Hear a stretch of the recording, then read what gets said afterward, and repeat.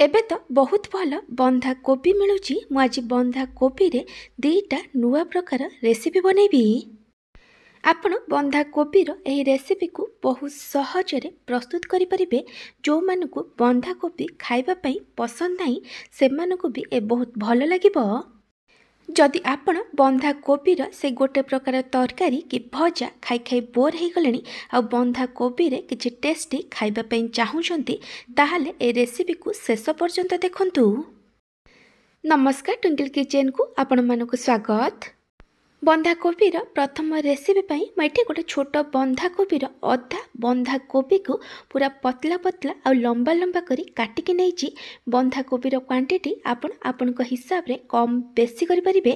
ବନ୍ଧାକୋବିକୁ ପୁରା ପତଲା ପତଲା କାଟିକି ନେବେ, ଏହାଦ୍ୱାରା ଏ ଜଲ୍ଦି ସିଝିଯିବ। ମୁଁ ଏଠି ଗୋଟେ ବଡ଼ ବାଉଲରେ ଗୋଟେ କପ୍ ଅରୁଆ ଚାଉଳ ଦେଇଛି। ମୁଁ ଏଠି ବାସୁମତୀ ଅରୁଆ ଚାଉଳ ନେଇଛି। ଆପଣ କେଉଁ ବି କ୍ୱାଲିଟିର ଅରୁଆ ଚାଉଳ ନେଇପାରିବେ।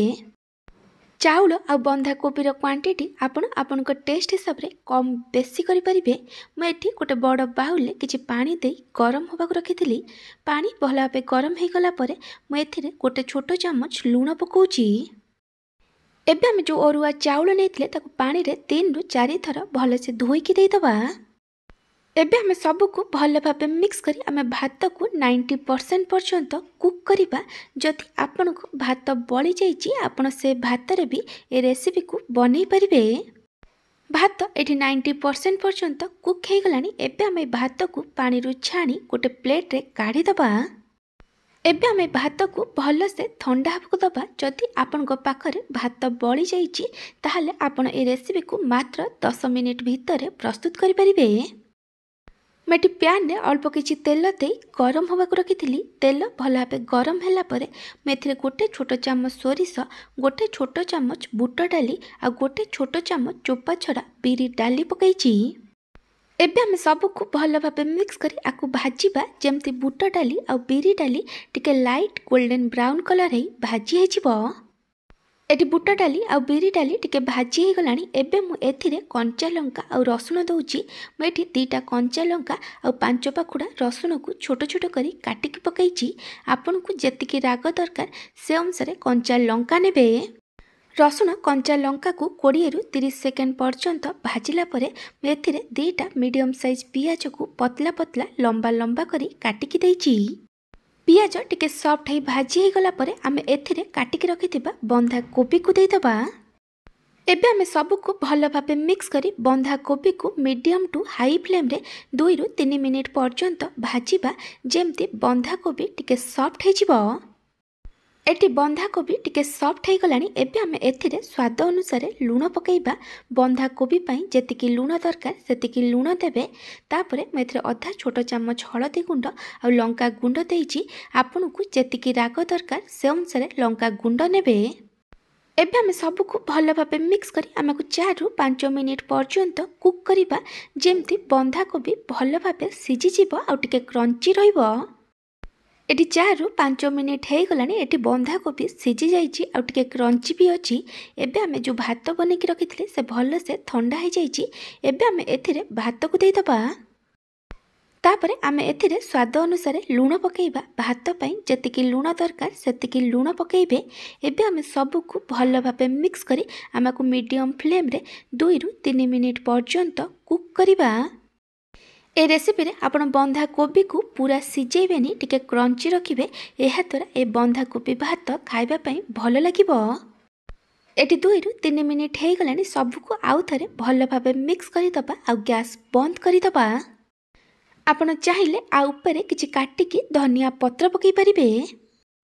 ଏବେ ଆମେ ଏଥିରେ ଲେମ୍ବୁ ରସ ଦେବା। ଗ୍ୟାସ୍ ବନ୍ଦ କଲା ପରେ ହିଁ ଆପଣ ଏଥିରେ ଲେମ୍ବୁ ରସ ଦେବେ। ମୁଁ ଏଠି ଫାଳେ ଲେମ୍ବୁର ରସ ଦେଇଛି। ଏବେ ଆମେ ସବୁକୁ ଆଉ ଥରେ ଭଲ ଭାବେ ମିକ୍ସ କରିଦେବା। ବନ୍ଧାକୋବି ଭାତ ଏଠି ରେଡ଼ି ହେଇଯାଇଛି। ଆପଣ ଆକୁ ଲଞ୍ଚ କି ଡିନରରେ ଖାଇପାରିବେ, ନହେଲେ ଟିଫିନ୍ ବକ୍ସ କି ଲଞ୍ଚ ବକ୍ସରେ ଦେଇପାରିବେ। ଆ ସହିତ ତରକାରୀ ଡାଲି କିଛି ବି ଦରକାର ପଡ଼ିବନି। ମୁଁ ଆପଣଙ୍କୁ ଗୋଟେ ଛୋଟ ରିକ୍वेଷ୍ଟ କରୁଛି, ଯଦି ଆପଣଙ୍କୁ ଏହି ରେସିପି ଭଲ ଲାଗିବ ତାହାକୁ ଲାଇକ୍ କରିବେ, ଆପଣଙ୍କ ସାଙ୍ଗମାନଙ୍କ ସହିତ ସେୟାର କରିବେ। ଯଦି ଏପର୍ଯ୍ୟନ୍ତ ମୋ ଚ୍ୟାନେଲକୁ ସବସ୍କ୍ରାଇବ୍ କରିନାହାନ୍ତି ତାହେଲେ ସବସ୍କ୍ରାଇବ୍ କରିବାକୁ ଜମାରୁ ଭୁଲିବେନି। ପାଖରେ ଥିବା ବେଲ୍ ଆଇକନ୍ରେ ଅଲ୍ ନୋଟିଫିକେସନ୍ରେ କ୍ଲିକ୍ କରିବେ। ଏହାଦ୍ୱାରା ମୋର ଯେଉଁ ଭିଡ଼ିଓ ଆସିବ ଆପଣ ପ୍ରଥମେ ଦେଖିପାରିବେ। ଯଦି ଫେସବୁକ୍ରେ ଦେଖୁଛନ୍ତି ତାହେଲେ ଫଲୋ କରିବାକୁ ଜମାରୁ ଭୁଲିବେନି। सेकेंड रेसिपी मैं ये गोटे मीडियम साइज बंधा कोबीर 1/4 बंधा कोबी को पतला पतला लंबा लंबा करी काटिकी नहीं। आपण चाहिए बंधा कोबी को छोट छोट करी काटिकी नहीं पारिबे। तापरे मैं एथिरे 2टा मीडियम साइज पियाज को पतला पतला लंबा लंबा करी काटिकी देइछि। तापरे मैं एथिरे किछि गुंड मसला दउछि। गुंड मसला रे मैं पकईछि 1/4 टेबल स्पून हळदी गुंड, लंका गुंड आ 2 छोट चम्मच चिकन मसला। तापरे मैं एथिरे स्वाद अनुसार लूण पकाउछि। चिकन मसला जगह आपण किछि भी सब्जी मसला नहले जीरा धनिया गुंड नहीं पारिबे। आपन को जेतिकी राग दरकार से अनुसार लंका गुंड नेबे। एबे हमें सब को भल से मिक्स करि दबा। मैं हाफ कप अरुआ चाउल को पानी रे 2 घंटा बतुरेकी रखी। एबे हमें गोटे ग्राइंडर जार नवा आ अरुआ चाउल को पानी रे 3 रु 4 थर धोईकी पानी रु छाणिकी ग्राइंडर जार दे दबा। बंधा कोबीर क्वांटिटी अनुसार आपण चाउलर क्वांटिटी कम बेसी करि परिबे। तापरे मैं एथिरे 10 रु 12 पाखुड़ा रसुण आ 2टा कंचा लंका देइछि।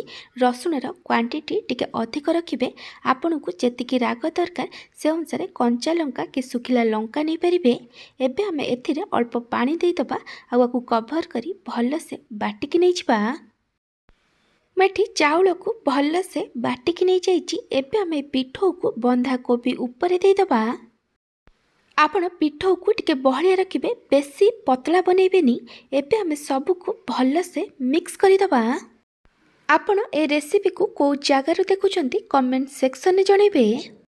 मैं सब को भल से मिक्स करि दैछि। मैं पैन में अल्प किछि तेल दे गरम होगा रखी। तेल भल भाव गरम है पर आम एथिरे अल्प अल्प बंधा कोबीर मिक्सर नबा आ पैन में देदबा। आपण आपको बेसी मोटा कि बेसी पतला बनैबेनी। मोटा बनैले ए सिझिबा अधिक समय नब। पतला बनैले ए लेउटिला बेले भांगी जिवो। एबे हमको कभर करी लो फ्लेम रे 4 रु 5 मिनिट पर्यंत कुक करिबा। जेमती आरो गोटे पट side light golden brown colour रे फ्राई हे जिवो।